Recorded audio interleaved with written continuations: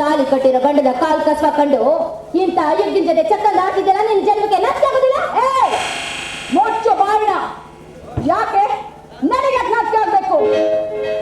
ನಿನ್ನ ಅಣ್ಣನಿಂದಲೇ ನನ್ನ ಸರ್ವಸ್ವವು ಕನಸಿನ ಗೂಡಾಯಿತು. ನಾನು ಅನ್ಕೊಂಡಿದ್ದು ಯಾವುದು ನಡೆಯಲಿಲ್ಲ. ಇಲ್ಲಿ ನೋಡಿದ್ದನ್ನ ನೋಡಿದ ಹಾಗೆ ಇದ್ರೆ ಸರಿ, ಇಲ್ಲ ಅಂದ್ರೆ ಸೌಭಾಗ್ಯ, ನಿನ್ನ ಸೌಭಾಗ್ಯನೇ ಇರಲ್ಲ. ಪಾಪಿ, ಹೇ ಕಾಣ್ಕಂಡ ಹೆಂಡತಿಯ ಜೊತೆ ನಿನ್ನ ಚೆಲ್ಲಾಟಗಳನ್ನ ಆಡಿ ಕಾಮದಾಸಗಳನ್ನ ತೀರ್ಸ್ಕೊಳ್ತಿದ್ಯಲ್ಲ, ನಿನ್ನಂತವನ್ನ ನಡು ರಸ್ತೆಯಲ್ಲಿ ಜೀವನ ಸುಟ್ಟಾಕ್ಬಿಡ್ಬೇಕು ಕಣೋ. ಸುಟ್ಟು ಹಾಕ್ತೀಯ? ಯಾವ ರೀತಿ ಸುಟ್ಟು ಹಾಕ್ತೀಯ? ಸುಡ ಹಿರಿಯ ಮರಣ ಬರಮಾಡಿ ನಿನಗಿನ್ನೂ ಗೊತ್ತಿಲ್ಲ. ಇವನು ಹೇಳೋನಲ್ಲ, ಮಾಡಿ ತೋರ್ಸೋನು. ಒಂದಲ್ಲ ಒಂದು ದಿನ ಇಡೀ ಸಂಪತ್ತಿಗೂ ಮಾಲಿನಿ ಒಡತಿ ಆಗ್ತಾಳೆ. ನಂತರ ನೀವೆಲ್ಲ ಬೀದಿ ಬಿಕಾರಿಗಳಾಗ್ತೀರಾ. ಆಮೇಲೆ ನೀನು ಕಂಡ ಕಾಮುಕರಿಗೆ ಕೈಗೊಂಬೆ ಆಗ್ತೀಯ. ಇವಳು ಸೌಭಾಗ್ಯ ಕಣೋ. ಜೀವನದಲ್ಲಿ ಎಷ್ಟೇ ಕಷ್ಟ ಬಂದು ಪ್ರಾಣ ಕಳ್ಕೊತೀನಿ ಹೊರತು ಕಂಡವರ ಕಾಮದ ಗೊಂಬೆನೇ ಆಗೋದಿಲ್ಲ, ನಾಟೆಗೆಟ್ಟ ನಾರಿನ ಆಗೋದಿಲ್ಲ ಕಣೋ. ಸೌಭಾಗ್ಯ, ಮೊದಲ ಯಾವ ಹೆಣ್ಣು ಕೂಡ ಕಾಮದ ಗೊಂಬೆಯೂ ಆಗಲ್ಲ, ನಡತೆಗೆಟ್ಟ ನಾರಿಯೂ ಆಗಲ್ಲ. ಸಮಯ ಬಂದಾಗ, ಕಾಮ ಕೂಡಿ ಬಂದಾಗ ಕಾಮಗೋಕುಳಿಯಲ್ಲಿ ನೆನೆದು ಬೆತ್ತಲಾಗಿ ನಿನ್ನ ಮೈಯ ನೀನೇ ಮಾಡ್ಕೊಳ್ತೀಯ. ಏ, ಎಷ್ಟೊಂದು ಹೊಲಸಾಗೋಗಿದ್ಯೋ ನಿನ್ನ ಮೈ ಮನ. ನೋಡು, ಕಂಡ ಹೆಣ್ಗಳ ಜೊತೆ ಕಾಮದಾಟ ಚೆಲ್ಲಾಟ ಆಡ ನಿನ್ನ ಘಟ ಚೆಲ್ಲಾಟ ಆಡ್ತಾನೆ ಉರುಳು ಬೀಳುತ್ತೆ. ಇದು ಈಗ ಅತಿ ಶಾಪ ಕಣೋ. ನೀನೇನು ಶಾಪ ಕೊಡಕ್ಕೆ? ನೀನು ಜೀವನ ರಾಣಿ ಹಿರಿಯಜನೇ ಅಲ್ಲ, ಸತಿ ಸಾವಿತ್ರಿ ಮಹಾಪತಿರತೆ ಸತಿ ಸಾವಿತ್ರಿನೂ ಅಲ್ಲ. ಮಾಲಿನಿಗಳು ಈ ಮನೆಯ ಮೊದಲ ಮಗನ ತಿಳಿದು ಮೊದಲ ಸೊಸೆಯಾಗಿ ಬರಬೇಕಾಗಿತ್ತು. ನಿಮ್ಮಣ್ಣನ ಕೈ ಹಿಡಿದು ಕಿರಿ ಸೊಸೆಯಾಗಿ ಬಂದು. ಅರ್ಥ ಆಯ್ತಾ? ಅರ್ಥ ಆಗ್ಲಿಲ್ಲ ಅಂದ್ರೆ ಒಂದು ಮಿಸ್ ಕಾಲ್ ಕೊಡು, ಇವಳ ಸಂಪೂರ್ಣ ಕಥೆ ಹೇಳ್ತೀನಿ.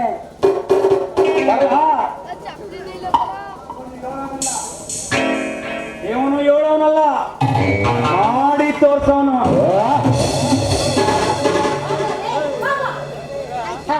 ನಿನ್ನಂತ ನಾಯಿ ಬಗಳಿದ್ರೆ ಯಾವ ಲೋಕನೂ ಹಾಳಾಗೋದಿಲ್ಲ. ಮಾಲಿನಿ ನೋಡಮ್ಮ, ಇಂಥವ್ರ ಮಾತಿಗೆಲ್ಲ ಮರಳಾಗಿ ಅವನ ಕೈಯಲ್ಲಿ ಆಟ ಆಡೋ ಮಾತ್ರ ನೀನಾಗ್ಬೇಡ. ಯಾವತ್ತಿದ್ರು ತಾಳಿ ಕಟ್ಟಿರೋ ಗಂಡನೇ ಚಿನ್ನ ಕಣಮ್ಮ. ನೋಡು, ಇದ್ರಲ್ಲಿ ನಮ್ಮಣ್ಣ ನಿಮ್ಮಣ್ಣ ಈ ಮನೆ ಘನತೆ ಗೌರವದ ಮಾನ ಮರ್ಯಾದೆ ಪ್ರಶ್ನೆ. ದಯವಿಟ್ಟು ದೊಡ್ಡ ಮನೆ ಮಕ್ಕಳು ಯಾವತ್ತು ಯಾರ ಮುಂದೆನೂ ತಲೆ ತಗ್ಸಿಲ್ಲ. ತಲೆ ತಗ್ಸ ಮಾಡ್ಬೇಡಮ್ಮ. ನಿನ್ನ ಬುದ್ಧಿವಾದ ನನಗ್ ಬೇಕಾಗಿಲ್ಲ.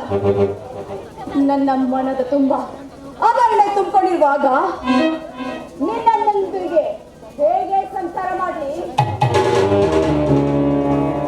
ನನ್ನೊಂದಿರ ದ್ವೇಷದ ಬೆಂಕಿ ನನ್ನ ಹೃದಯದಲ್ಲಿ ಹತ್ತಿ ಉರಿಯುವಾಗ ಆ ಬೆಂಕಿನ ಹೇಗೆ ನಂದಿಸಿ?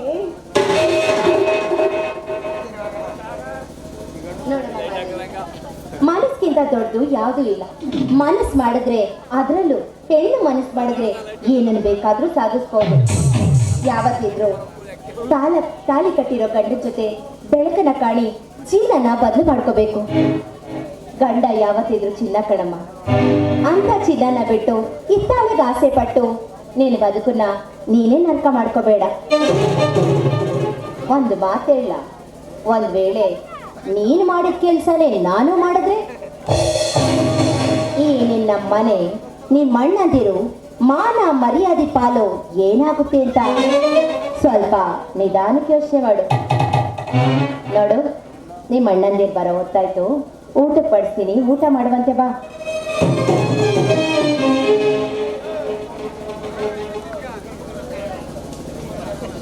ಇಲ್ಲ, ನಾನು ಹಿಡಿದ ಹಠ ಬಿಡಬಾರ್ದು. ಇವಳಿಗೊಂದು ಗತಿ ಕಾಣಿಸ್ಲೇಬೇಕು. ಇವಳು ನನ್ನ ಗೊಟ್ಟನ್ನ ರಟ್ಟಾಗುವ ಮೊದಲು ನಾನು ಮಾಲಿನಿಯಾಗದೆ ನಾಗಿನಿಯಾಗಿ ಇವಳನ್ನ ಕಚ್ಚಿ ಸಾಯಿಸಬೇಕು.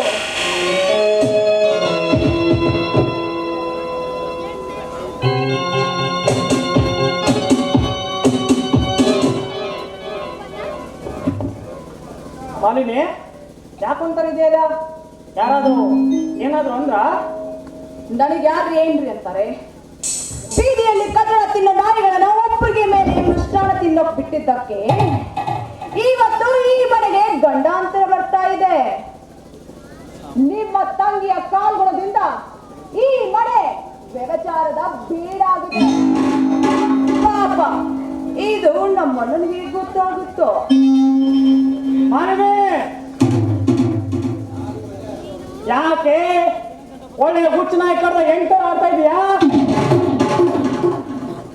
ನೋಡಿ, ಕ್ಷಣಕ್ಕೊಮ್ಮೆ ಬಣ್ಣ ಬದಲಾಯಿಸೋ, ಗೋಸಿಂದ ಎಣ್ಣಾಗ್ಬೇಡ.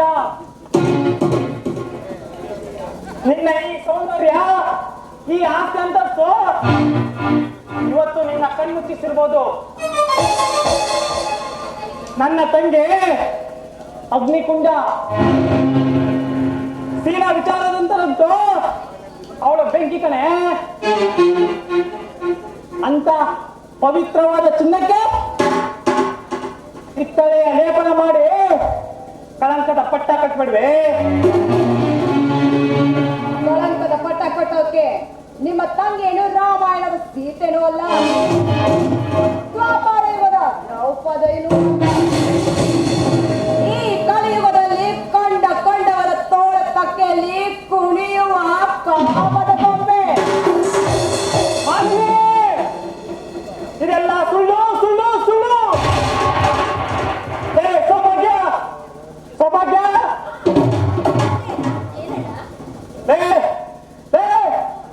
ನನ್ನ ತಂಗಿ ಅಗ್ನಿಕುಂಡ ಶೀಲ ವಿಚಾರದಲ್ಲಂತೂ ಬೆಂಕಿ ಅನ್ಕೊಂಡಿದ್ದೆ ಕಣೆ. ಹೇಳಿ, ಯಾರ ಜೊತೆ ಕದ್ದು ಮುಚ್ಚಿ ಕಾಮದಾಟ ಆಡ್ತಾ ಇದೀಯಾ? ನನ್ನ ಹೆಂಡತಿ ಹೇಳ ಪ್ರಶ್ನೆಗೆ ಉತ್ತರ ಕೊಡೆ.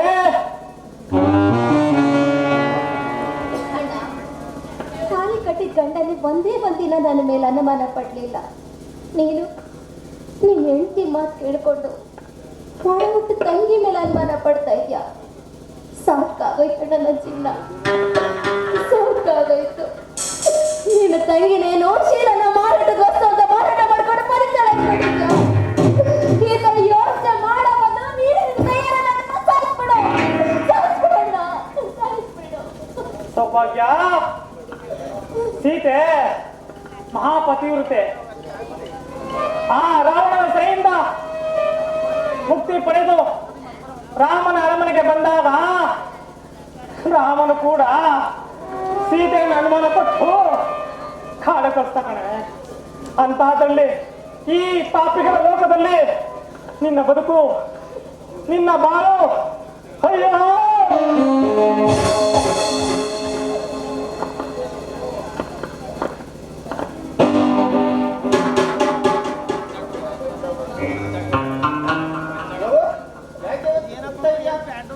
ಸೌಭಾಗ್ಯ, ಏನಾಯ್ತಮ್ಮ? ಮಾಲಿನಿ, ಏನಮ್ಮ ಇದೆಲ್ಲ? ಅಣ್ಣ, ಸುತ್ತಿ ಬಳಸಿ ಏನು ಮಾತಾಡೋಣ. ನಾನ್ ಕೇಳೋ ಪ್ರಶ್ನೆಗೆ ಉತ್ತರ ಕೊಡು. ನೀನಿನ್ನೂ ಯಾಕೆ ಮದುವೆ ಆಗಿಲ್ಲ? ಎಂತ ಮದುವೆ ಆಗೋ ಮನಸ್ಸಿಲ್ಲ. ಮನಸ್ಸಿಲ್ವೋ ಅಥವಾ ಮನಸ್ಸಲ್ಲಿ ಯಾರಾದ್ರೂ ಇದ್ದಾರೋ? ಮಾಲಿನಿ, ಅಣ್ಣ, ಈ ಸೌಭಾಗ್ಯ ನಿನ್ನ ಪ್ರೇಯಸಿ. ಈ ನಿನ್ನ ಪ್ರೇಯಸಿಯನ್ನ ತಮ್ಮನಿಗೆ ಮದುವೆ ಮಾಡಿಕೊಟ್ಟು ತಮ್ಮನಿಲ್ದಿರುವಾಗ ಕದ್ದು ಕಾಮದಾಟ ಆಡ್ತಾ ಇದೀಯಾ? ಮಾಲಿನಿ, ಯಾರು ಹೇಳ್ತಾರೆ ಈ ಮಾತನ್ನ? ಯಾರು ಹೇಳಿದ್ರು ನಿನಗೆ? ಯಾರು ಯಾಕೆ ಹೇಳ್ಬೇಕು? ಅಮರ ಹೇಳಿದ್ದಾರಲ್ಲ, ಈ ನಿಮ್ಮ ಗುಣಗಾನಗಳನ್ನ ಅವರೇ ಕಂಡಿದ್ದಾರೆ. ಒಬ್ಬ ಮೋಸಗಾರ ವಂಚಕನ ಮೇಲೆ ನಂಬಿಕೆ ಇದೆ. ನಿಮ್ಮನ್ನ ಸಾಕಿ ಬೆಳೆಸಿ ವಿದ್ಯಾವಂತರನ್ನಾಗಿ ಮಾಡಿರಿ. ಒಂದು ದಡ ಮುಟ್ಟಿಸಿದ ಈ ಅಣ್ಣನ ಮೇಲೆ ನಂಬಿಕೆ ಇಲ್ವಾ? ಇದು ದೊಡ್ಡ ಮನೆ, ನಾನು ದೊಡ್ಡ ಮನೆ ಮಗ. ಈ ಮನ ಮರಿಯ ದಿನ ಬೀದಿ ಪಾಲ್ ಮಾಡ್ತೀನ? ಭಾವ, ನೀವು ಈ ಮನೆಯ ಮಾಣಿಕ್ಯ ರತ್ನ. ಸತ್ಯ ಯಾವತ್ತು ಬೆಂಕಿ ಇದ್ದಾಗೆ ಭಾವ. ನನ್ನ ತಂಗಿ ಅಪರಂಜಿ ಶೀಲದ ವಿಚಾರಗಳಂತೂ ಅವಳು ಬೆಂಕಿ ಭಾವ, ಬೆಂಕಿ. ನೀವೇ ನಮ್ಮ ಒಂದು ದಡ ಸೇರಿಸ್ಬೇಕು ಭಾವ. ಅದೇನಾಯ್ತು ಅಂತ ನಿಜ ಹೇಳಿ ಭಾವ, ನಿಜ ಹೇಳಿ. ನಾನು ಏನಂತ ಹೇಳಿಲ್ಲ. ನೀನೇ ಬೆಂಕಿಯಲ್ಲಿ ಬೇಯ್ತಿರುವಾಗ ನೀರಿನಲ್ಲಿ ಮುಳುಗಿರುವನ್ನ ಏನಂತ ಕೇಳಿ. ನಾನು ಕಾಮುಕನಲ್ಲ, ಸೌಭಾಗ್ಯಗಳು ಕಳಂಕಿಯಲ್ಲ. ಒಂದು ದಿನ ಮಾದೇಶನ ಸೌಭಾಗ್ಯಗಳು ಕೆಡಿಸಲು ಪ್ರಯತ್ನ ಪಟ್ಟ. ಅಷ್ಟರಲ್ಲಿ ಅಲ್ಲಿಗೆ ಹೋದಾಗ ಓಡಿ ಹೋದ. ನಿಮ್ಮಗಳ ಕಷ್ಟವನ್ನು ನೋಡಿ ನಿಮ್ಮಗಳ ಬದುಕನ್ನು ಬಯಸಬೇಕೆಂಬುದು ನನ್ನ ಆಸೆ. ಈ ಮನೆತನಕ್ಕೆ ಸಂಬಂಧ ಮಾಡಿಕೊಂಡೆ ಅಂದ ನನ್ನ ಮದುವೆ ಆಸೆ ಬಿಟ್ಟು ನಿಮ್ಮಗಳ ಸಂಸಾರ ಕಣ್ಣು ತುಂಬ ನೋಡಬೇಕೆಂಬ ಆಸೆ ಪಟ್ಟೆ. ನೆಮ್ಮದ್ರೆ ನೆಮ್ಮದಿ ಬಿಟ್ಟರೆ ಬಿಡಿ.